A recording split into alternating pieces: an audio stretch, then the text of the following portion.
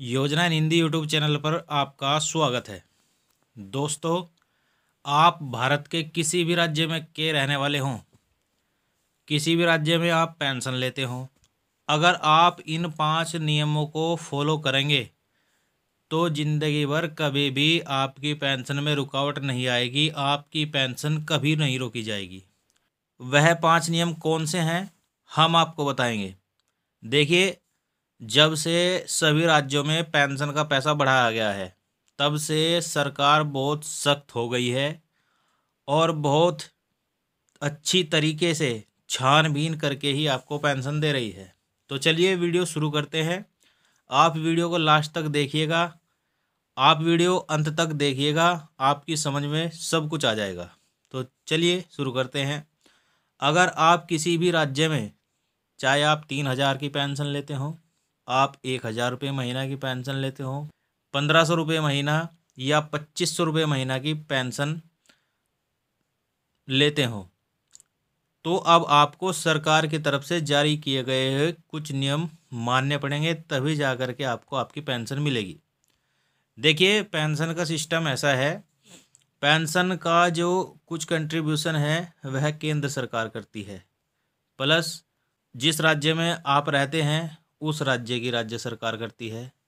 तो इनका दोनों का मिला करके आपको पेंशन मिलता है। ठीक है, तो केंद्र सरकार प्लस राज्य सरकार का जो योगदान होता है वही आपको पेंशन के रूप में मिलता है। अगर आप सरकार की तरफ से लागू किए गए नियमों को नहीं मानते हैं तो आपके खाते में पेंशन का पैसा बिल्कुल नहीं आएगा और आपकी पेंशन रोक भी दी जाएगी।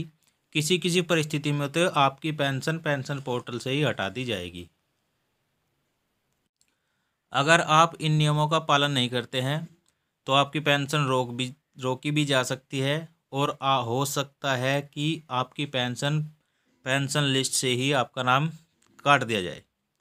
तो चलिए बताते हैं कि आपको क्या नियम फॉलो करने हैं। सबसे पहला जो नियम है, वृद्धावस्था पेंशन, दिव्यांग, विधवा, कोई सा भी पेंशन आप लेते हो, सबसे पहले तो आपको अपना KYC करा लेना ज़रूरी है।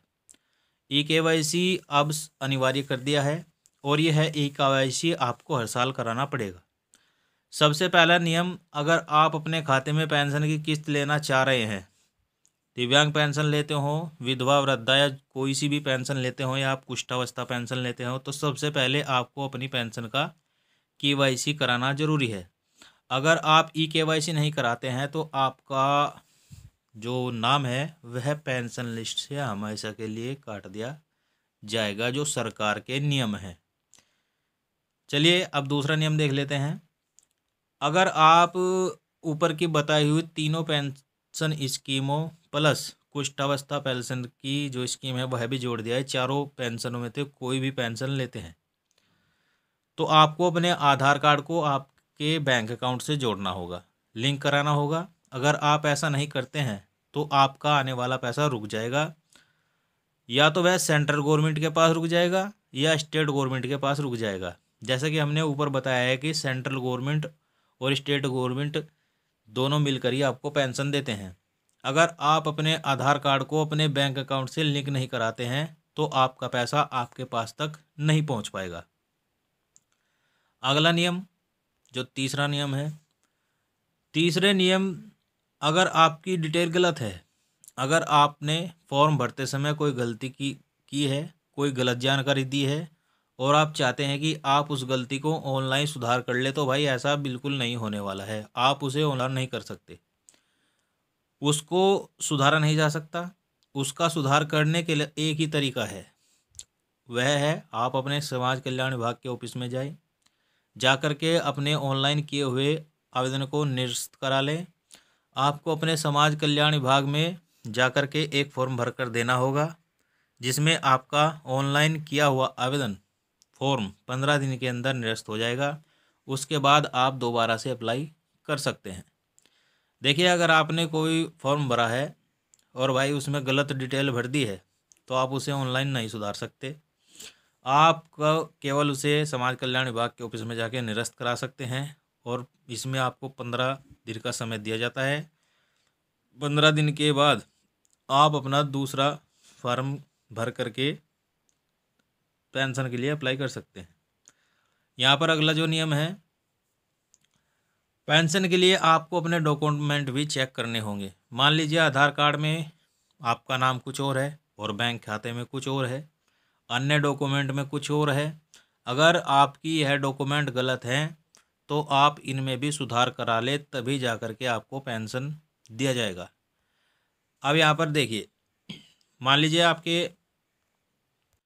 आपके आधार कार्ड में आपका नाम कुछ और है, बैंक खाते में कुछ और है। अगर एक मात्रा की भी गलती है तब भी आप पकड़े जाएंगे, तब भी आपको पेंशन नहीं मिलेगा।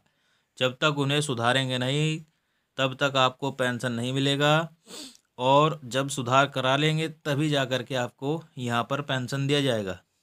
अब लास्ट का जो नियम है, अपने बैंक खाते को एक्टिव रखें, उसमें लेन देन करते रहना चाहिए। अगर आपका खाता फ्रीज हो गया है तो उसमें आधार कार्ड पैन कार्ड नंबर लगा करके उसे दोबारा से चालू कर लीजिए। अब देखिए बैंक अकाउंट फ्रीज कैसे होता है। अब जो गांव देहात के लोग होते हैं वह बैंक खातों के लेकर के इतने एक्टिव नहीं होते हैं, खास करके वृद्धावस्था पेंशन वाले। उस स्थिति में क्या होता है, वह साल साल भर अपने बैंक अकाउंट को नहीं देखते जा कर के, और उनका बैंक अकाउंट फ्रीज हो जाता है। तो इस स्थिति में आपका अकाउंट फ्रीज हो जाता है। तो अगर आप KYC कराना चाहते हैं या आप पेंशन के लिए नवा आवेदन कर चाहते हैं, तो सबसे पहले आपको अपने बैंक अकाउंट को चालू करना होगा। उसमें आधार कार्ड पैन कार्ड नंबर लगा करके आप उसे चालू करवा लीजिए। तो अगर आप इन बताए हुए 5 नियमों को मानते हैं तो भाई आपका पेंशन कोई नहीं रोक सकता है। और अब तो हर राज्य सरकार हर साल पेंशन का KYC अवश्य करवाएगी। KYC करने के बाद ही आपको पेंशन का पैसा दिया जाएगा या आपकी पेंशन आपके खाते तक पहुंच पाएगी।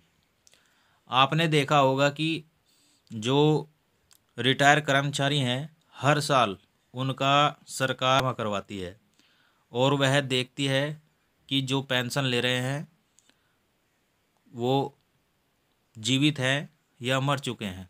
तो ऐसा ही सिस्टम अब जो समाज कल्याण विभाग, दिव्यांगजन विभाग और जो विधवा पेंशन आपको देते हैं उस विभाग की तरफ से हर साल आपका पेंशन का KYC कराया जाएगा। चेक किया जाएगा कि आप जीवित हैं या आप मर चुके हैं, आपकी पेंशन का कोई गलत तरीके से फ़ायदा तो नहीं ले रहा है। तो वीडियो अगर आपको अच्छा लगा हो तो प्लीज़ लाइक कर दीजिए, और चैनल पर नए हैं तो सब्सक्राइब भी ज़रूर करिएगा। मिलते हैं किसी और वीडियो में, तब तक के लिए धन्यवाद।